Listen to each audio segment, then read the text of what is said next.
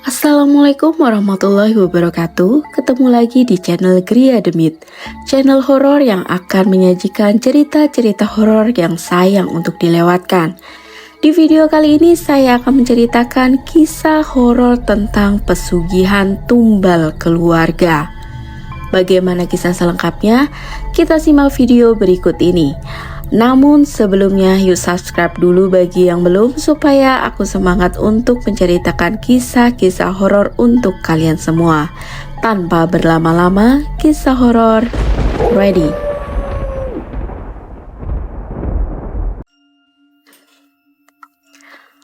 Pak Malik tinggal di sebuah desa kecil di kaki gunung. Rumahnya reot berdinding kayu tua yang sudah berlubang-lubang. Hujan sedikit saja, air langsung menetes dari atap. Pekerjaan Pak Malik hanya sebagai buruh tani. Itu pun tidak setiap hari ada. Penghasilannya pas-pasan, bahkan seringkali tidak cukup untuk makan. Keluarga besar Pak Malik tidak pernah berhenti mengejeknya. Kakak-kakaknya semua sudah sukses.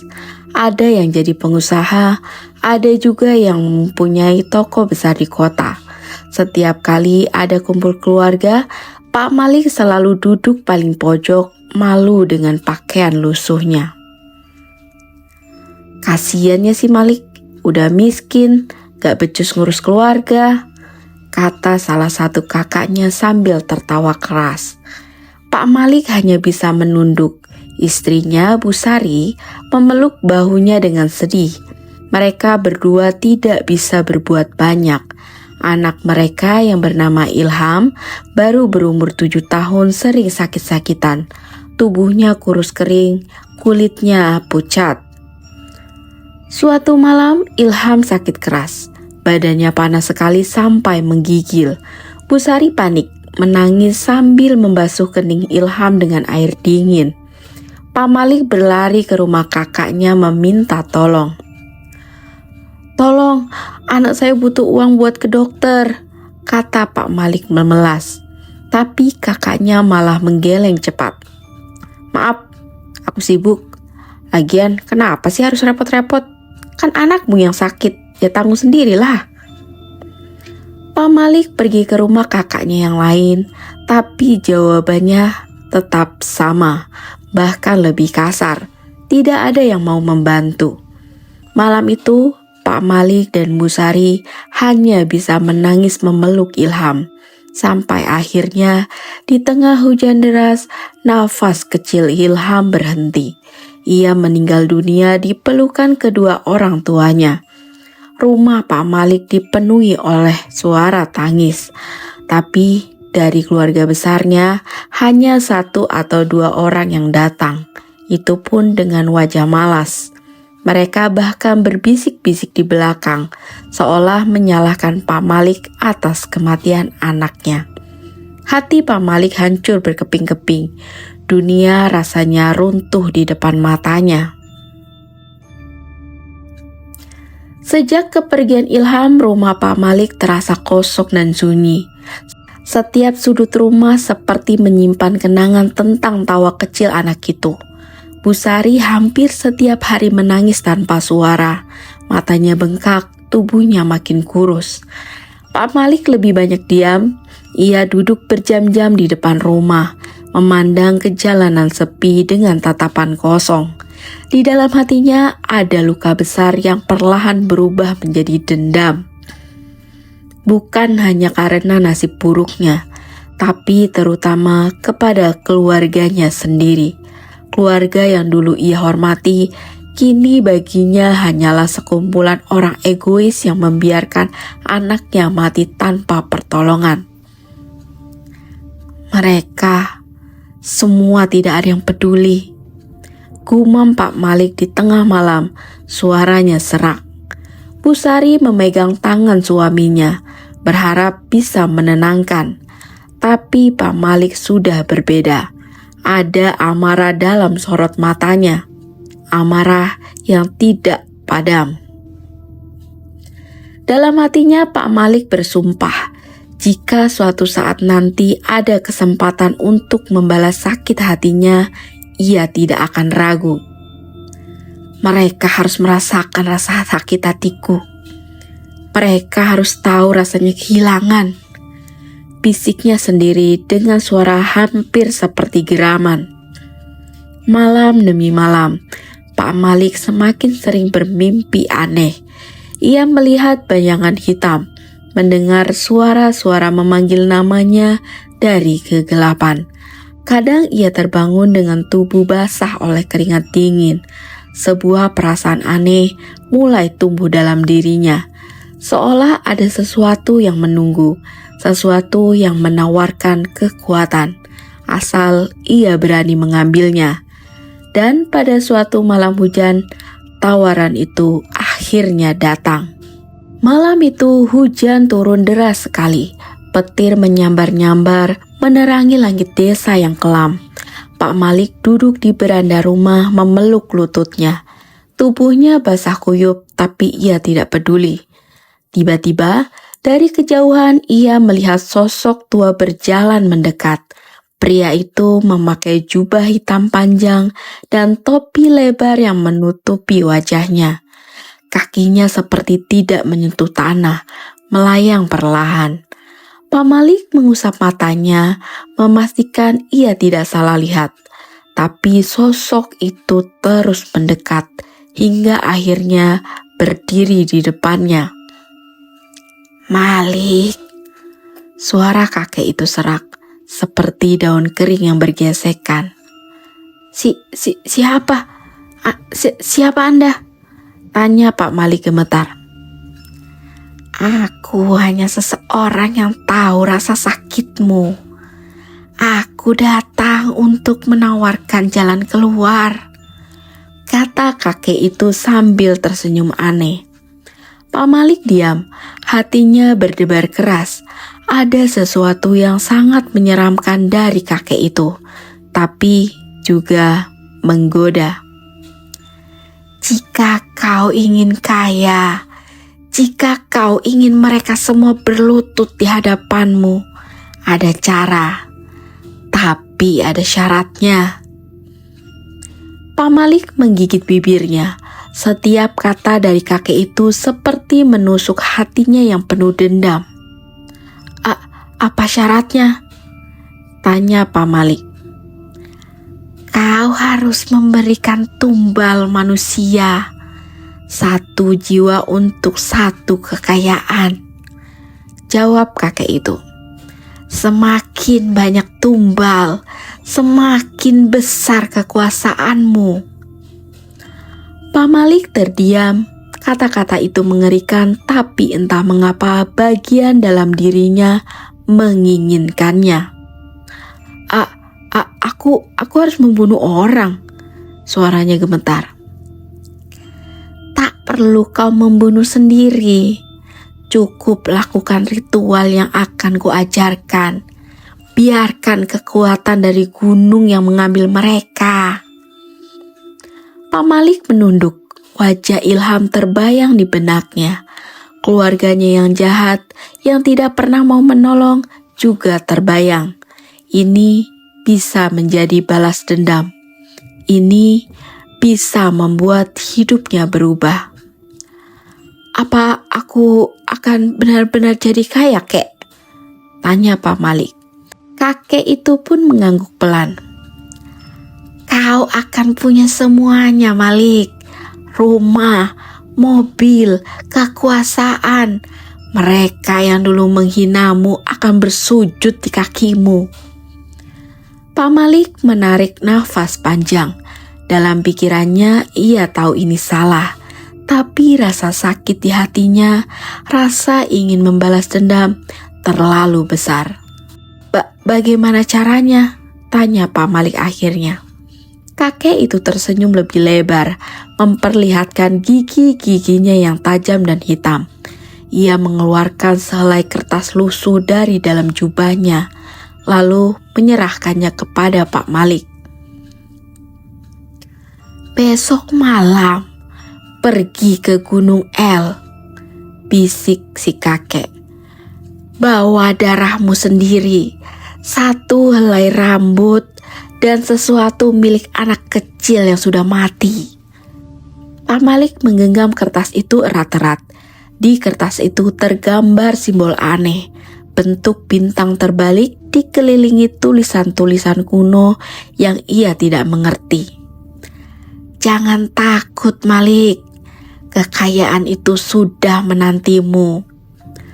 Setelah berkata begitu, kakek misterius itu perlahan mundur, lalu menghilang ke dalam kabut hujan tanpa jejak, seolah ia hanyalah bayangan. Pak Malik menatap kosong ke arah kegelapan. Dalam hatinya perasaan takut, cemas, dan semangat aneh mulai bercampur menjadi satu. Besok malam, hidupnya akan berubah selamanya. Malam berikutnya, Pak Malik memanjat Gunung El seorang diri. Hujan gerimis membasahi tubuhnya, dan angin berhembus dingin menerpa wajahnya. Gunung itu terkenal angker. Katanya banyak roh gentayangan di sana. Tapi malam ini rasa takut Pak Malik kalah oleh keinginan besar, yaitu kekayaan dan balas dendam. Di tangan kirinya ia membawa kantong kecil berisi darah dari jari tangannya, sehelai rambutnya, dan boneka lusuh milik Ilham yang dulu selalu dibawa kemana-mana. Ia mengikuti petunjuk dari kakek misterius itu, berjalan ke arah barat, mencari pohon besar yang bercabang 5, dan menggali tanah di bawahnya. Akhirnya setelah hampir 1 jam, Pak Malik menemukan pohon itu. Besar sekali.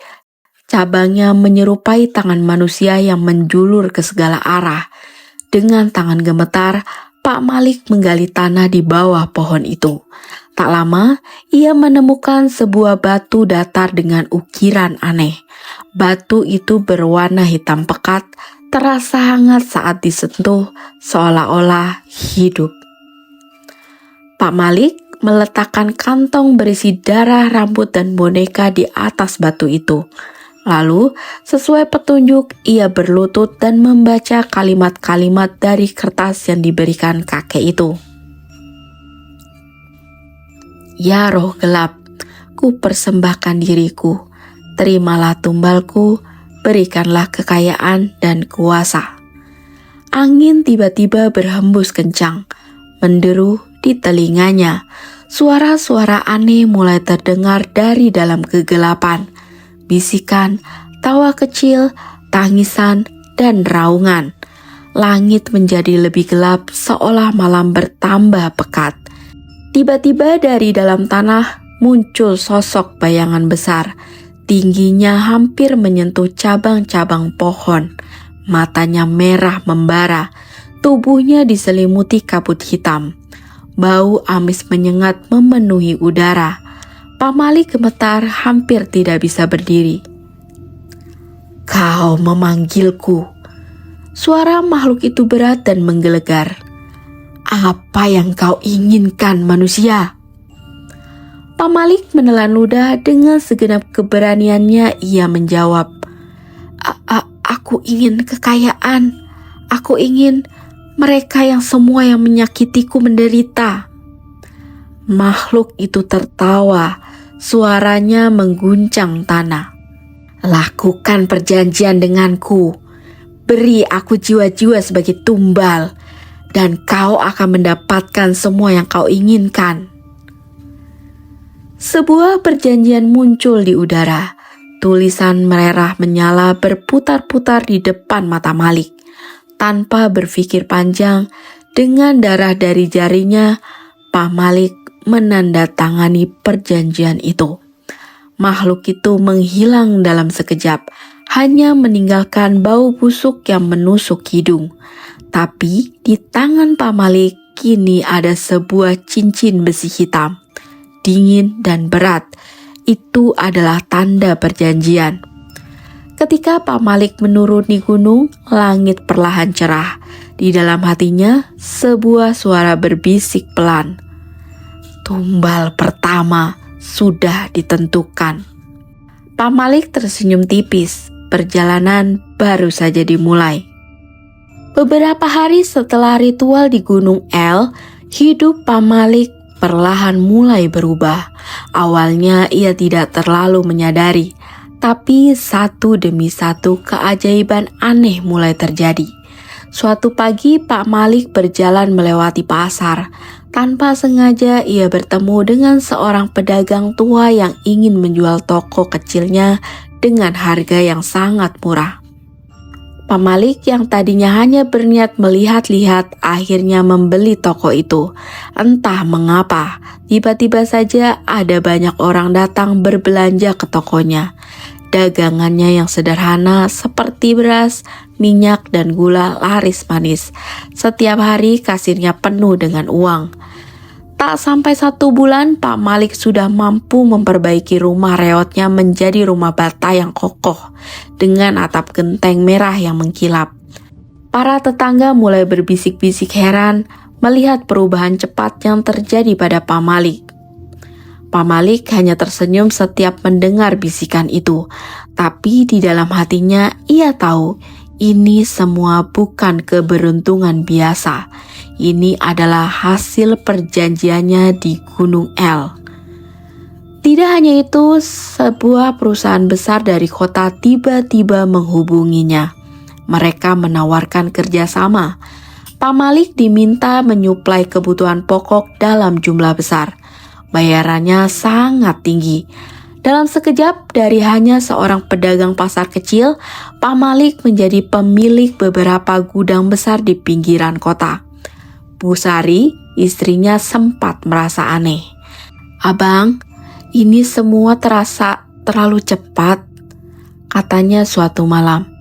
Tapi Pak Malik hanya mengelus kepala istrinya dan berkata, "Ini rezeki dari Allah, Bu. Nikmati saja."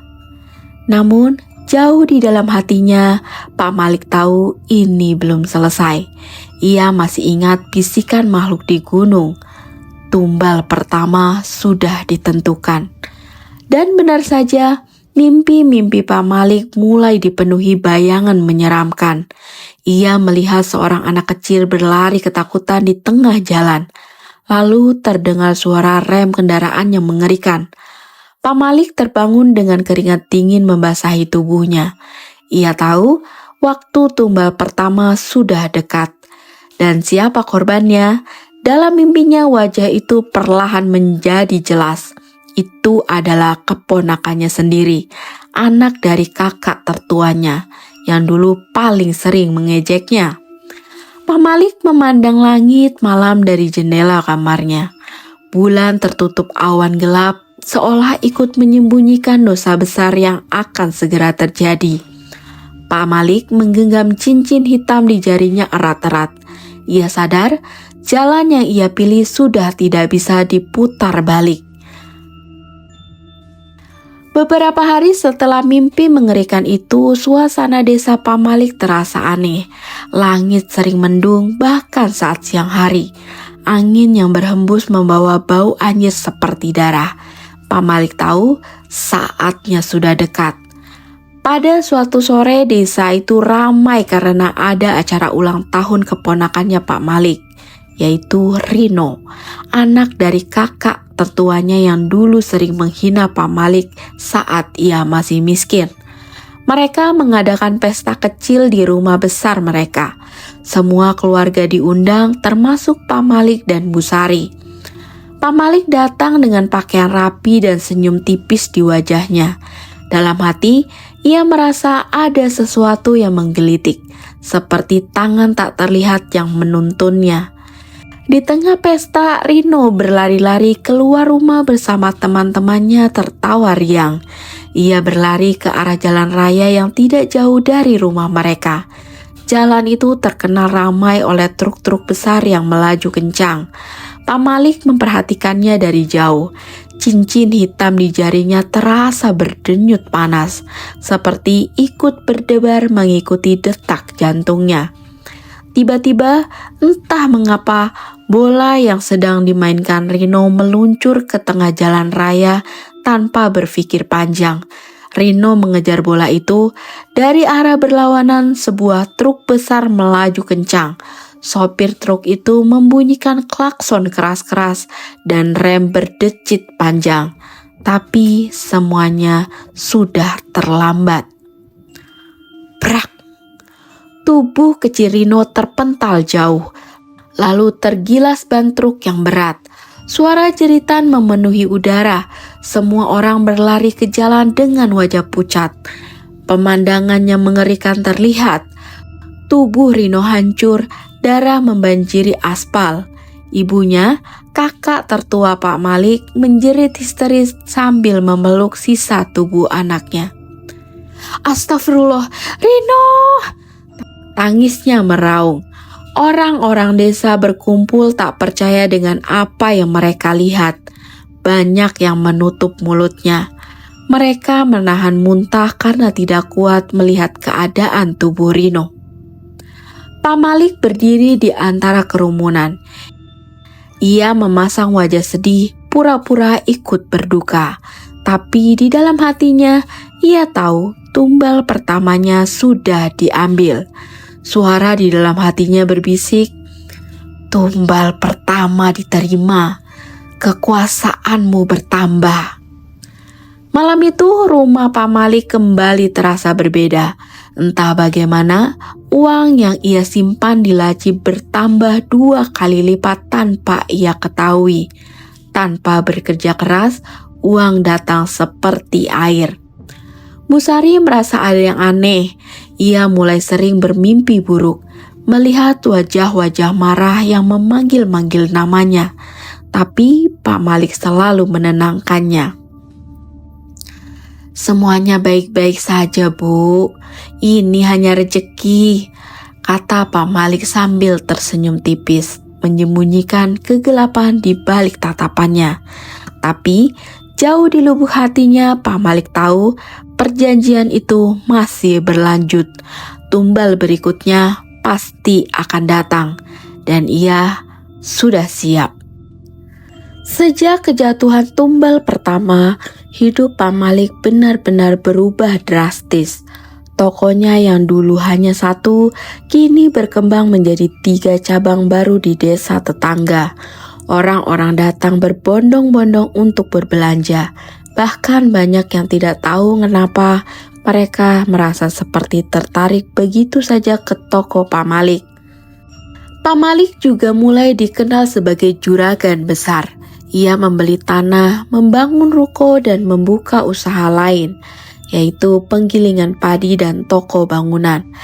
Setiap harinya rekening banknya terus bertambah, bahkan tanpa ia hitung lagi jumlahnya. Bu Sari, walaupun masih sering merasa cemas, ia tidak bisa menyembunyikan rasa bahagianya. Rumah mereka kini penuh dengan barang-barang mewah. Mobil baru terparkir di halaman. Baju, perhiasan, makanan, semua serba berlimpah. Di tengah semua keberhasilan itu, Pak Malik selalu memakai cincin hitamnya, seolah menjadi jimat keberuntungan. Ia tahu cincin itu bukan sekedar hiasan, itu adalah pengingat bahwa semuanya ada harga yang harus dibayar. Namun meski usahanya terus melejit, ada sesuatu yang mulai terasa aneh. Kadang di tengah malam, Pak Malik mendengar suara ketukan pelan di jendela kamarnya, atau suara langkah kaki kecil berlarian di dalam rumah, padahal semua pintu sudah terkunci. Pak Malik mencoba mengabaikannya. Ia berpikir itu hanya perasaannya saja. Yang terpenting baginya, kekayaan sudah ada di tangannya, dan dendamnya pada keluarganya mulai perlahan terbalaskan. Beberapa minggu setelah kematian Rino, suasana di desa masih kelam. Banyak orang yang belum bisa melupakan kejadian mengerikan itu. Namun suara bisikan itu tak henti-hentinya menghantuinya. Tumbal kedua. Waktunya sudah tiba. Pak Malik tahu siapa yang akan menjadi korban berikutnya, yaitu Nanda, anak dari kakak keduanya, yaitu Kak Wati. Nanda, gadis remaja berusia 15 tahun, yang dulu juga sering mengejek keluarga Pak Malik karena kemiskinannya. Semua sudah diatur oleh kekuatan gelap itu. ia hanya perlu menunggu. Hari itu Nanda pamit kepada keluarganya untuk pergi ke kota, mengikuti lomba menari bersama teman-temannya. Mereka harus menyeberangi jalur rel kereta yang terkenal berbahaya, karena keretanya melaju sangat cepat dan jarang berhenti. Pak Malik dari jauh hanya mengawasi. Cincin hitam di jarinya terasa berdenyut makin kencang, seolah ikut menari dalam irama kematian yang mendekat. Sore itu, matahari hampir tenggelam ketika Nanda dan teman-temannya pulang. Mereka tertawa-tawa, mendorong satu sama lain di tepi rel. Tiba-tiba, terdengar suara peluit panjang dari kejauhan. "Kereta!" teriak seseorang. Anak-anak lain segera berlari menghindar ke tepi. Tapi anehnya, Nanda seperti terpaku di tempat. Tubuhnya kaku, seolah ada sesuatu yang menahan kakinya di rel. Matanya membelalak ketakutan, namun tubuhnya tidak bisa bergerak. Kereta itu mendekat, suaranya menduru kencang. Dalam sekejap, brak! Tubuh Nanda terpental jauh.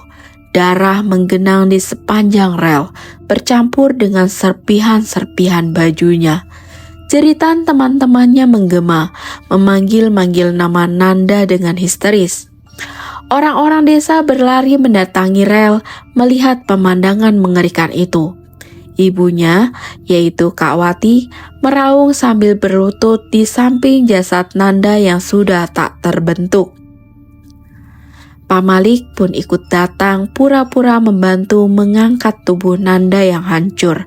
Tapi di balik wajah sedihnya, dalam hati ia merasa puas. Suara dalam pikirannya berbisik, "Tumbal kedua diterima, kekuasaanmu semakin kuat." Malam itu, hujan turun deras. Di dalam rumah besarnya, Pak Malik duduk sendirian di ruang tamu. Di hadapannya, tumpukan uang hasil usahanya makin bertambah. Mobil baru lagi baru saja dikirim ke rumahnya. Tapi entah kenapa, ada sesuatu yang terasa berbeda di malam itu. Dari sudut matanya, ia melihat bayangan seorang gadis remaja berdiri di pojok ruangan, menatapnya dengan wajah penuh darah. Pak Malik bergidik, ia mengucek matanya. Bayangan itu tiba-tiba menghilang. Tapi di cermin besar di ruang tamu, ia masih bisa melihat refleksi Nanda berdiri membelakanginya. Suara kereta api menggema di telinganya. Makin lama, semakin dekat. Pak Malik menutup telinganya kuat-kuat. Tapi suara itu tetap ada, mengoyak pikirannya. Ia tahu tumbal demi tumbal akan terus menagih. Dan ia sudah tidak bisa kabur dari perjanjiannya. Setelah kematian tragis Nanda, suasana di keluarga besar Pak Malik benar-benar berubah. 2 anak dari 2 kakak tertuanya meninggal dalam waktu yang berdekatan, dengan cara sama-sama mengerikan. Semua orang mulai merasa ketakutan. Di sisi lain, Pak Malik justru semakin kaya. Toko-tokonya bertambah banyak, tanah miliknya semakin luas, rumahnya berdiri paling megah di desa. Sementara itu, keluarga-keluarga yang dulu sering menghina dan meremehkannya justru tertimpa musibah bertubi-tubi. "Ini ada yang aneh," bisik salah satu sepupu Pak Malik kepada yang lain. "Masa iya sih 2 keponakan kita meninggal, tapi malah Malik semakin kaya?" Bisik-bisikan itu akhirnya berubah jadi kecurigaan yang nyata. Suatu malam, keluarga besar mengadakan pertemuan rahasia di rumah Kak Wati, ibu dari Nanda. Mereka semua hadir, kakak-kakak Pak Malik, paman, bibi, dan beberapa sepupu. "Aku tidak mau menuduh," kata Kak Wati dengan mata merah. "Tapi ini terlalu kebetulan." "Iya, dulu si Malik itu hidup miskin. Sekarang tiba-tiba seperti disiram emas. Ini pasti ada yang tidak beres." Beberapa di antara mereka bahkan berbisik lebih berani. Aku dengar dia sering pergi ke Gunung El waktu malam. Gunung El? Itu kan tempat pesugihan. Jangan-jangan dia... Mereka semua saling berpandangan, ngeri membayangkan kemungkinan itu. Sementara itu di rumah besarnya Pak Malik mulai merasa gelisah. Ia bisa merasakan pandangan aneh dari orang-orang di sekitarnya. Tetangga-tetangga yang biasanya ramah kini menghindari tatapannya. Ada yang berbisik saat ia lewat. Ada yang menutup pintu rapat-rapat begitu ia mendekat. Bu Sari, istrinya juga mulai merasakan perubahan itu. "Bang, kenapa ya semua orang seperti takut sama kita?" tanyanya suatu malam. Pak Malik hanya menghela nafas panjang. Ia tak tahu harus menjawab apa. Yang ia tahu, dirinya sudah terikat dengan janji iblis. Mundur pun tak mungkin. Di desa rumor makin liar. Ada yang bilang Pak Malik memelihara makhluk gaib. Ada yang yakin dia sudah menjual keluarganya demi kekayaannya. Dan ada pula yang mulai mengusulkan untuk mencari dukun kampung untuk memeriksa keberuntungan Pak Malik. Suatu malam ketika Pak Malik hendak tidur, terdengar suara ketukan keras di pintu rumahnya. Tok, tok, tok. Pak Malik membuka pintu dengan waspada. Di depan pintu berdiri beberapa saudara laki-lakinya dengan wajah serius. "Malik, kami mau bicara sekarang," kata kakak tertuanya. Suasana berubah menjadi sangat tegang. Pak Malik menelan ludah dan ia tahu masa damainya sudah hampir berakhir. Tapi apapun yang terjadi, ia sudah siap dan baginya semua ini sudah tidak bisa dihentikan lagi. Darah sudah ditumpahkan dan iblis tidak akan membiarkan dia pergi begitu saja. Pak Malik berdiri di ruang tamu, menatap wajah-wajah keluarganya yang serius.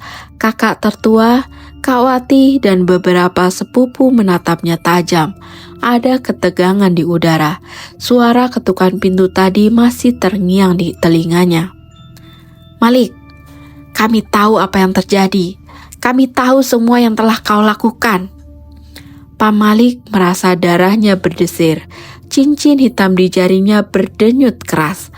Tanda bahwa perjanjian itu mulai memanggil. "Jangan berdusta, Malik. Kami tahu kau pergi ke Gunung El. Kami dengar dari orang-orang desa.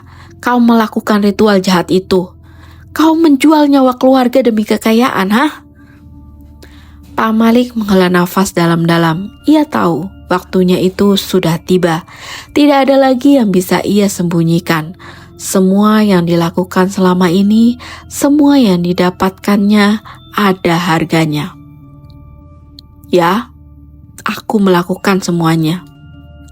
Aku ingin membalas dendam pada kalian semua yang selalu menghina kami. Tapi aku sudah terikat perjanjian dengan kekuatan gelap dan aku tidak bisa mundur lagi."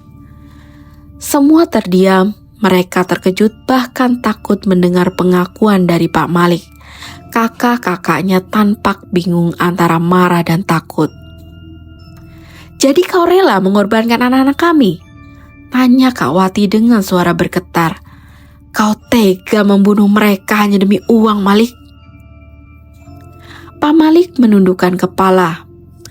"Aku tidak ingin melakukannya, tapi aku tidak punya pilihan. Iblis itu tidak akan bisa melepaskanku begitu saja. Jika aku menolaknya, aku yang akan kehilangan semuanya. Aku akan mati." Suasana menjadi semakin tegang. Mereka semua merasa terjebak, tidak tahu harus berbuat apa. Tiba-tiba di luar rumah terdengar suara berderak keras. Semua orang menoleh ke jendela dan terkejut. Dari balik pohon besar di halaman rumah Pak Malik, muncul bayangan besar yang menyeramkan. Sosok yang tinggi dan gelap dengan mata merah menyala. Itu adalah iblis yang telah Pak Malik panggil saat ritual di Gunung El. Sosok itu berdiri di luar, menatap ke dalam rumah dengan penuh amarah. Hawa di sekitar mereka berubah menjadi sangat dingin, dan angin berputar kencang. Pak Malik menggigil, tapi ia tahu ini adalah saatnya. Iblis itu datang untuk mengambil apa yang sudah menjadi haknya. Kakak-kakaknya dan semua yang hadir mulai berlari ketakutan. Mereka menyadari bahwa ada kekuatan besar yang mengintai mereka. Namun tidak ada tempat yang bisa mereka tuju. Semua pintu terkunci dan iblis itu sudah berada di luar. Pak Malik mendekati jendela, memandangi sosok itu dengan tatapan kosong. Ia merasa tak berdaya, seolah tubuhnya tidak bisa bergerak lagi. Dalam hatinya, ia tahu bahwa perjanjiannya dengan iblis ini akan berakhir dengan harga yang sangat mahal. Sejak malam itu, hidup Pak Malik tidak lagi sama. Rumahnya yang dulu dipenuhi kebahagiaan dan kemewahan kini terasa sunyi dan penuh kegelisahan. Setiap malam, ia terbangun dengan keringat dingin, terbangun dari mimpi buruk yang penuh bayangan mengerikan. Suara langkah kaki yang tak terlihat, suara tawa mengerikan dari iblis, dan wajah-wajah yang terbalut darah menghantuinya setiap saat. Ia mulai merasa meskipun kekayaannya melimpah, tidak ada kedamaian yang bisa ia rasakan. Semua yang didapatkan dengan cara jahat itu mulai terasa seperti beban yang sangat berat. Pak Malik ingat ia harus memberikan tumbal ketiga, tumbal yang menjadi bagian dari perjanjian gelap dengan iblis. Tapi siapa yang akan ia pilih? Siapa yang akan dikorbankan hidupnya berikutnya? Ia mulai berpikir keras, cemas akan akibatnya. Sudah 2 anak dari keluarganya menjadi korban. Ia tahu tidak ada yang akan selamat. Namun perasaan itu tak pernah lepas dari pikirannya. Ia merasakan seolah dunia ini terbalik. Dan ada kekuatan gelap yang terus menariknya semakin jauh ke dalam kegelapan. Ketakutan yang datang bertubi-tubi membuatnya semakin tidak tenang. Dan pada malam yang kelam itu, ketika angin menderu dan hujan deras mengguyur rumah, Pak Malik tiba-tiba merasa cemas. Ia mengingat istrinya, Bu Sari, yang selalu setia mendampinginya meskipun semuanya sudah berubah. Ia menoleh ke arah Bu Sari yang sedang duduk di sudut ruangan, tampak lemah dan tertekan, seolah tahu bahwa sesuatu yang buruk akan terjadi. Pak Malik menatap istrinya, hatinya terasa tertusuk. Ia ingin menenangkan Bu Sari, tapi ia tahu bahwa iblis itu sudah menuntut bayarannya. Ia terdiam, tak mampu berkata-kata. Ketika Bu Sari mendekat, tiba-tiba saja Pak Malik merasa seperti ada kekuatan lain yang menguasainya. Sesuatu yang mendorongnya untuk memilih istrinya sebagai tumbal berikutnya. Pak Malik tak bisa melawan dorongan itu. Dalam sekejap, tubuh Bu Sari jatuh ke lantai dengan mata terpejam, seperti seseorang yang sedang tertidur dalam kedamaian. Namun, di dalam hati Pak Malik, ia merasakan sesuatu yang sangat berbeda, rasa bersalah dan penyesalan yang mendalam. Iblis itu muncul di hadapan mereka, mendekat dengan senyum yang mengerikan. Pak Malik ingin menjerit, tapi suaranya seakan tertahan. "Ini adalah takdirmu, Malik," bisik iblis itu. "Tumbal terakhir sudah tiba." Pak Malik berlutut di depan istrinya yang sudah tak bernyawa, tubuhnya kaku dan dingin. "Sari, maafkan aku. Aku tidak tahu harus berbuat apa." Ia merasakan penyesalan yang begitu mendalam, lebih dalam dari apapun yang pernah ia rasakan. Dalam benaknya, ia sadar bahwa ia telah mengorbankan segala sesuatu yang paling berharga dalam hidupnya. Dan kini, saat ia benar-benar merasa kehilangan segalanya, ia sadar bahwa iblis itu telah merenggutnya. Tapi, penyesalan itu datang terlalu terlambat. Tiba-tiba dengan suara mengerikan, iblis itu mengangkat tubuh Pak Malik. Tak ada yang bisa melarikan diri dari takdirmu, Malik. Semua perjanjian ada harganya. Sekarang, waktumu telah tiba. Dalam sekejap, Pak Malik merasakan tubuhnya dihancurkan oleh kekuatan iblis itu. Rasa sakit yang tak tertahankan mengalir di seluruh tubuhnya, seolah-olah seluruh kehidupannya dihancurkan dalam hitungan detik. Iblis itu tersenyum lebar, menikmati penderitaan yang dialami Pak Malik. Dan pada saat terakhir itu, Pak Malik merasa hidupnya yang penuh dosa dan kegelapan berakhir dengan cara yang tragis. Dibunuh oleh kekuatan yang selama ini ia panggil sendiri. Ia menjerit, tapi suaranya tenggelam dalam keheningan yang mematikan. Malam itu menjadi akhir yang tragis dari perjalanan hidup Pak Malik. Semua yang telah ia peroleh dengan cara jahat akhirnya mengantarkannya pada kehancuran yang tak terelakkan. Semua yang ia lakukan dari dendam hingga pengorbanan berujung pada penyesalan yang terlambat. Dan iblis yang selama ini menuntut nyawa, akhirnya menuntut nyawanya sendiri. Oke, demikian kisah horor tentang pesugihan tumbar keluarga. Buat teman-teman yang punya kisah horor dan mau dibacakan di channel ini, bisa WA atau email di nomor yang ada di deskripsi. Stay healthy, stay positif dimanapun kalian berada. Jangan lupa subscribe, sampai jumpa di kisah horor berikutnya. Bye!